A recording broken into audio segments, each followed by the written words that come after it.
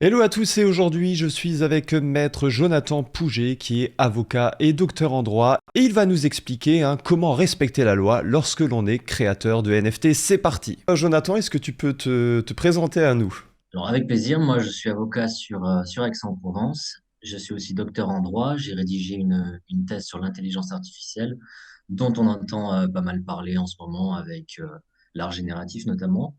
La majorité de ma clientèle, ce sont des gens issus du Web3, des startups qui sont dans le Web3, qui se lancent dans le Web3, avec beaucoup de créateurs de collections de NFT, d'où cette vidéo aujourd'hui, mais aussi des dossiers PSAN, prestataires de services sur actifs numériques, et plus généralement des acteurs de la sphère crypto. Donc j'ai demandé à des personnes sur Twitter s'ils avaient des questions à poser à un avocat. Donc il y en a quelques-unes quand même que j'aimerais te poser. La première, ça serait, faut-il constituer une structure juridique avant de lancer une collection de NFT? Alors en effet, c'est, je pense, la première question à se poser, parce qu'on a beaucoup dans l'écosystème NFT, et c'était encore plus vrai, on va dire, fin 2021, début 2022, beaucoup de collections qui se lancent et qui font parfois sold out d'ailleurs, sans qu'il y ait de structure juridique, sans qu'il y ait de documentation légale, comme des conditions générales, etc. Alors pourquoi constituer une structure juridique, donc une société, c'est important. Alors parce que déjà, toute intention professionnelle implique notamment, normalement, la création en fait d'une structure professionnelle. C'est-à-dire qu'à partir du moment où on veut lancer un business, on est supposé se constituer une société. Et si on le fait pas, on risque en fait un redressement fiscal et social en référence aux URSSAF. Mais au-delà de ça, ça permet également de protéger sa responsabilité. Parce que quand on crée une société, on crée une personnalité juridique nouvelle, ce qu'on appelle donc une personne morale. Nous, les humains, on est des personnes physiques. La société, c'est une personne morale. Ce qui fait que demain, si un client, un prestataire, un partenaire, moi, par exemple, je veux lancer une collection NFT, je ne suis pas du tout développeur blockchain, donc je fais appel à un prestataire, un développeur blockchain. Je signe un contrat avec lui, etc. Et pour X ou Y raison, il veut engager ma responsabilité. Si j'ai constitué une société au préalable, il va en fait engager la responsabilité de la société. Et si je suis condamné, c'est en fait la société qui est condamnée, ce qui fait qu'on va piocher dans le patrimoine financier donc de la société, et non mon patrimoine personnel. Et ça aurait été l'inverse. Si je n'avais pas constitué de société, il aurait engagé ma responsabilité de personne physique directe. Donc c'est pour ça que constituer une structure, c'est à mon sens important à la fois pour protéger sa responsabilité vis-à-vis des personnes extérieures à la société, pour éviter les risques de redressement fiscaux et sociaux, mais aussi c'est important de constituer une société pour se protéger en fait vis-à-vis de ses propres associés, pour encadrer en fait ses droits et devoirs, les droits et devoirs de chaque associé au travers d'un pacte d'associés qui est un contrat privé, mais on aura peut-être l'occasion de l'aborder plus en détail par la suite avec les autres questions. Alors il y a une autre question, est-ce que des contrats écrits doivent être prévus et si oui, lesquels? Alors, des contrats écrits, je pense que c'est très important parce que c'est vrai qu'on parle de smart contract, on a le mot contrat dedans, mais en vérité, si vous voulez, un smart contract, parce que dans un smart contract, on peut prévoir de l'automatisation de certaines opérations, comme par exemple de distribution de revenus sous forme de crypto-monnaie. Mais le truc, c'est qu'un smart contract, juridiquement, en France du moins, ça va être compliqué de considérer que c'est un véritable contrat qui a une valeur juridique identique à celle d'un contrat classique. Parce qu'un contrat, pour être valable, il faut notamment qu'il soit clair et intelligible pour tout le monde. Ce qu'il y a, c'est qu'un smart contract n'est pas forcément clair et intelligible pour tout le monde. Donc c'est pour ça qu'il faut vraiment, à mon sens, prévoir des contrats écrits classiques, des contrats juridiques. Et il en faut plusieurs si on veut vraiment sécuriser la création d'une collection de NFT, plusieurs avec différents acteurs. Tout d'abord, avec l'artiste. Là, ça va être un contrat spécifique, le contrat de cession de droit d'auteur la plupart du temps. Ça peut être aussi un contrat de licence de droit d'auteur, si c'est plus de la location de droit d'auteur. Ça va permettre en fait d'exploiter commercialement les œuvres d'art créées par l'artiste, notamment sous forme de NFT. Donc, ça va permettre de les exploiter commercialement en toute légalité, en fait, sans fraude des droits de l'auteur. Parce que si vous prévoyez pas, s'il n'y a pas de cession en fait de droits d'auteur, et que vous exploitez des visuels d'un artiste, vous faites un sold out, bah, le risque c'est que l'artiste il vient toquer à votre porte, il vient vous dire bon bah t'es bien gentil, mais moi j'ai cédé à aucun moment mes droits d'auteur. Hmm. Et comme j'ai cédé à aucun moment mes droits d'auteur et que tu as fait un sold out, ben, je suis légitime à réclamer tout ou partie des gains du mint. Donc ça peut être assez important. Les gains peuvent être assez conséquents. Donc c'est pour ça que c'est vraiment important de prévoir un contrat de cession de droits d'auteur, à mon sens. Ensuite, d'autres contrats plus classiques, contrats de partenariat, de prestation de services, ça va dépendre des compétences que les porteurs de projets ont. Et donc, ça va dépendre de qui ils ont besoin de solliciter en fait pour développer leur collection de NFT. S'ils ont besoin de solliciter un développeur blockchain, il va falloir prévoir un contrat de prestation de service ou de partenariat avec un développeur blockchain. Bon, ça va plus être un contrat de prestation de service. On peut aussi envisager un contrat de ce type avec une équipe marketing, avec un influenceur, etc. Bon, après, c'est un peu au cas par cas en fonction en fonction des objectifs et en fonction de la stratégie, on va dire, marketing, commerciale des porteurs de projets. Donc ça, c'est pour les contrats avec les personnes extérieures. Et tout à l'heure, je parlais du pacte d'associés, qui est en fait un contrat entre associés, créateurs de la société qui est porteuse donc, du projet NFT.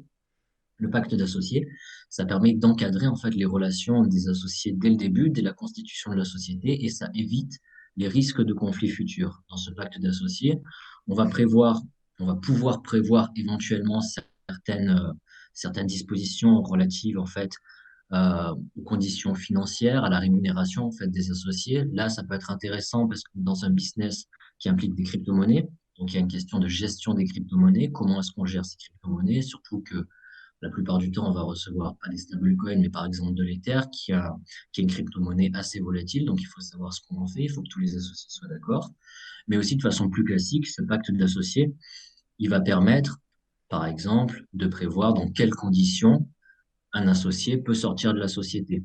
Dans quelles conditions il peut revendre ses actions. Si un associé commet une faute, on va pouvoir le sanctionner, c'est-à-dire on va pouvoir l'exclure éventuellement de la société et lui obliger un rachat de ses actions, mais à prix décoté, donc à prix plus faible. Voilà, il y a tout un tas de choses qu'on peut prévoir dans le pacte d'associé qui permettent de protéger en fait l'intérêt de la société dès sa création. J'avais une autre question. Quels documents légaux doivent figurer sur le site internet de la collection? Parce que c'est vrai que souvent on voit des sites internet de collection de NFT complètement vides. Et légalement, hein, qu'est-ce qu'il faut mettre là-dessus, hein? C'est ça, ouais. Alors, on va dire que ça se voit peut-être de moins en moins parce qu'il y a une professionnalisation croissante des collections de NFT. Mais le minima, c'est les mentions légales qui vont permettre d'identifier la société derrière le projet. La politique de confidentialité, qui est relative au traitement des données à caractère personnel. Alors, il faut savoir qu'un numéro de wallet, c'est une donnée à caractère personnel, mais surtout, de plus en plus, en général, les collections de NFT ont des concepts un peu développés. Avant, c'était surtout je vends des images, c'est des collectibles, c'est voilà, on va pas chercher plus loin. Mais de plus en plus, détenir un NFT d'une collection, ça va octroyer des droits en fait. Ça va être Mhm. une carte de membre, on va pouvoir accéder à un événement physique, à un événement virtuel. Ça va permettre de générer éventuellement un revenu passif, etc. Et donc, éventuellement, tôt ou tard, il va être nécessaire en fait de recueillir certaines données personnelles. Par exemple, un NFT, ça peut faire aussi office d'une sorte de droit d'échange contre un actif physique, par exemple contre un bijou. J'ai acheté un NFT, ensuite je claim en fait, je revendique l'actif physique, le bijou, parce que je suis détenteur du NFT, donc je renvoie le NFT, mais forcément pour recevoir le bijou, il va falloir que je donne des informations sur des informations personnelles. Donc cette politique de confidentialité elle permet d'informer, en fait, si vous voulez, à l'avance le, euh, les consommateurs, en fait, de leurs droits en matière de données à caractère personnel. Et au-delà de ça, il nous faut, pas éventuellement, mais aussi absolument sur le site, et ça, tout ce que je mentionne, il le faut au plus tard à la date du mint, ce sont des conditions générales. À mon sens, deux types de conditions générales, des conditions classiques générales de vente sur la vente des NFT, mais aussi, à mon sens, des conditions générales de service quand on est face à une collection qui propose justement des avantages à la détention des NFT. Et les services en question, ça va être ces avantages à la détention des NFT. Et aussi bien les conditions générales de vente que de service, en fait, vont permettre d'encadrer d'un côté la vente des NFT, d'encadrer de l'autre côté les services qui sont proposés par la société, les avantages qui sont proposés par la société. Ça va permettre de les limiter et donc de limiter la responsabilité de la société. Comme ça, par la suite, un client, un détenteur de NFT, ne pourra pas en fait revendiquer à la société des droits, des avantages qui n'auraient été pas au préalable présentés, promis par la société. Hmm. Du moins, pas selon la même étendue. Donc voilà les quatre points, mention légale, politique de confidentialité, conditions générales de vente et éventuellement de service selon le concept de la collection qui me paraissent nécessaires, au minima affichés sur le site. Ok, et d'ailleurs, hein, est-ce qu'une réglementation spécifique s'applique aux NFT? Alors, en matière de NFT, pour le moment, c'est assez libre en France. On parle d'actifs numériques, mais les NFT, justement, ne sont pas considérés comme des actifs numériques. En fait, les actifs numériques, ça va plus être les cryptos, les coins, les tokens, etc. Donc, les NFT ne sont pas intégrés là-dedans. C'est pour ça qu'on n'a pas besoin d'être enregistré comme PSAN, prestataire de services sur actifs numériques, quand on propose une collection de NFT à la vente. Par contre, alors ça c'est à prendre au conditionnel au jour de la vidéo, au jour de cette vidéo, parce que la réglementation, elle évolue en fait, elle va évoluer.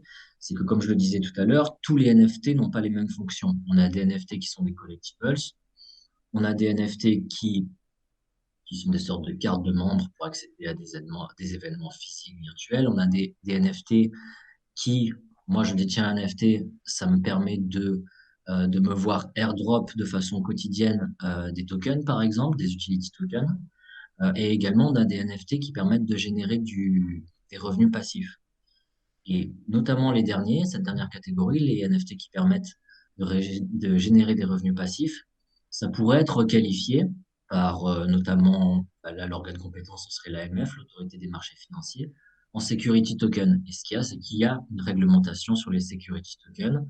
Euh, Quand on offre des security tokens au public, en fonction du montant qu'on offre, il y a une réglementation à respecter, c'est la réglementation prospectus. On doit prévoir l'émission de ce qu'on appelle, la publication de ce qu'on appelle un prospectus. Alors, on ne le voit pas hein, pour le moment en matière de NFT, mais voilà, il faut garder en tête qu'il y a un risque de requalification, éventuellement des NFT, par exemple en security token, selon le concept. Et bon, je pense que si demain on a une réglementation qui vient nous dire, voilà, ce type de NFT, c'est des security tokens, ceux qui auront au préalable déjà émis, les sociétés qui auront déjà émis en fait des security tokens à travers de NFT, auront un temps d'adaptation pour se conformer à la réglementation, notamment le prospectus dont je parle. Voilà, c'est à garder en tête, je pense. Mais pour le moment, les NFT sont assez libres. La réglementation des NFT est assez inexistante, on va dire, par rapport à la réglementation des actifs numériques dans lesquels on a donc les crypto-monnaies. Est-ce que des mesures de lutte contre le blanchiment de capitaux et le financement du terrorisme doivent-elles être prises? Ça, c'est vraiment au cas par cas, en fonction du projet, en fonction des montants qui sont impliqués. Ce genre de mesures, dans le monde du Web3, ça va particulièrement concerner les PSAN, ceux qui demandent l'enregistrement PSAN. Pour être enregistré PSAN, prestataire de services sur actifs numériques, comme par exemple Binance, c'est un PSAN. Certaines banques, des banques crypto-friendly comme Delubac, c'est un PSAN aussi. Donc ceux-là, ils doivent présenter en fait des mesures, des garanties fortes en matière de lutte contre le blanchiment de capitaux et le financement du terrorisme. Après, en matière de NFT, j'ai envie de dire que c'est un peu au cas par cas, en fonction du concept de la collection de NFT.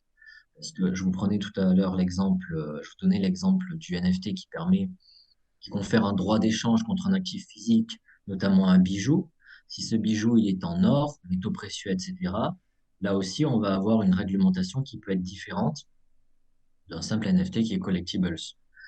Donc, le LC, tout ce qui est lutte contre le blanchiment de capitaux et de financement du terrorisme, c'est vraiment à voir au cas par cas. On a souvent un palier, c'est-à-dire au-delà de 10 000 euros, une vente de 10 000 euros par personne, on peut avoir des obligations. Mais c'est vrai qu'en matière de NFT, on le voit beaucoup moins. Et ce qu'il faut retenir, c'est que c'est vraiment au cas par cas en fonction de la collection.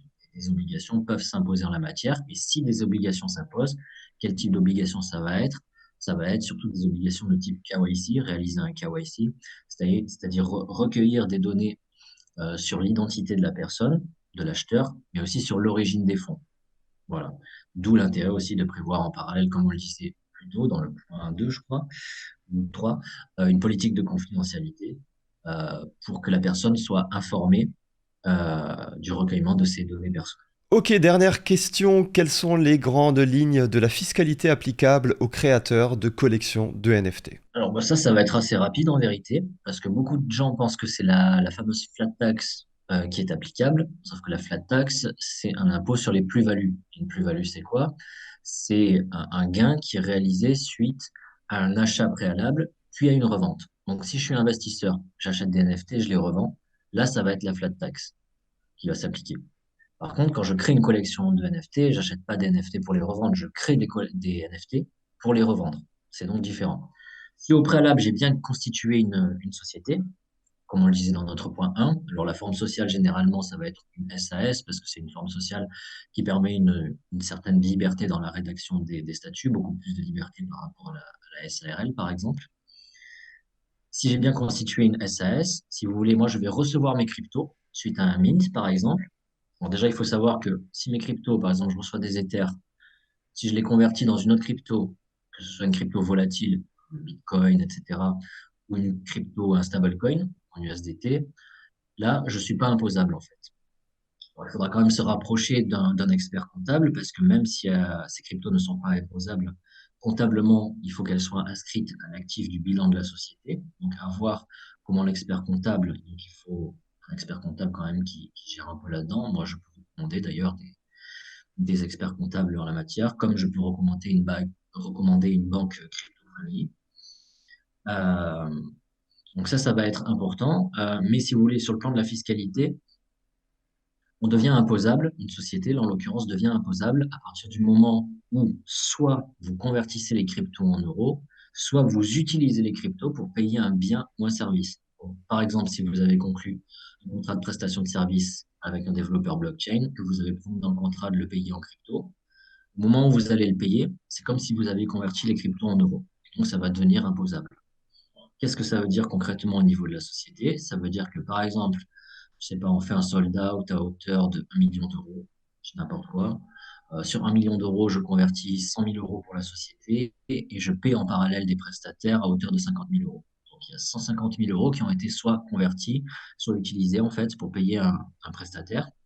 Ces 150 000 euros, ils sont imposables théoriquement parce que comme une SAS, c'est une société qui est soumise à l'impôt sur les sociétés, ça veut dire que ces 150 000 euros, en premier lieu, ils vont intégrer en fait le chiffre d'affaires de la société, sauf que l'impôt sur les sociétés ne se calcule pas sur le chiffre d'affaires, il se calcule sur les bénéfices. Donc, si vous voulez, on a en premier 150 000 euros de bénéfices et ensuite on va faire une déduction d'un certain nombre de charges qui sont admises ou non. Par exemple, la rémunération des dirigeants, les charges sociales qu'on paye pour verser ces rémunérations, mais aussi en fait les dépenses de la société qui sont liées en fait à l'objet social de la société, comme par exemple les dépenses liées au paiement d'un prestataire, ça va venir en déduction du chiffre d'affaires. Donc si une fois que j'ai déduit toutes mes dépenses, toutes mes charges déductibles en fait, du chiffre d'affaires, dans notre exemple 150 000 euros, j'obtiens après déduction de mes charges, admettons 50 000 euros, ça veut dire que 50 000 euros, c'est le bénéfice et que l'impôt sur les sociétés est calculé sur ces 50 000 euros. Et pour aller un peu plus loin rapidement, je paye mon impôt sur les sociétés. Si après il me reste encore de l'argent au titre de l'exercice de l'année concernée, il me reste un peu d'argent sur la société, c'est là que je vais pouvoir distribuer des dividendes. Et si vous voulez, au niveau de la fiscalité, pour terminer, ça c'est la fiscalité de la société. Et pour ce qui est de la fiscalité des dirigeants et des associés, les dirigeants vont pouvoir se verser un salaire de façon mensuelle. Il faut qu'ils autorisent ça en assemblée générale. À ce moment-là, ils vont toucher un salaire. Bon, il va falloir payer des charges sociales. La société va devoir payer des charges sociales au titre de cette rémunération. Et donc, le dirigeant, en tant que personne physique qui va toucher un salaire, va donc ensuite être imposé classiquement à l'impôt sur le revenu. Par contre, si il choisit de se verser des dividendes à la fin, là, ça va être une flat tax de 30% aussi qui va s'appliquer. Donc, est-ce que c'est plus intéressant une rémunération mensuelle, trimestrielle, etc., ou des dividendes? Ça, c'est vraiment à voir au cas par cas, en fonction notamment du nombre de charges déductibles que vous avez, de s'il reste de l'argent sur la société après paiement de l'impôt sur les sociétés. Donc, voilà, c'est vraiment à voir au cas par cas à ce niveau. Ok, merci Jonathan, c'était Jonathan Pouget. Est-ce que j'écorche pas ton nom, c'est bon? Ok. Nickel. Super. Bah écoutez, je vous laisse tous les contacts de Jonathan en description de la vidéo et on se retrouve dans une prochaine vidéo. À très bientôt. Ciao ciao.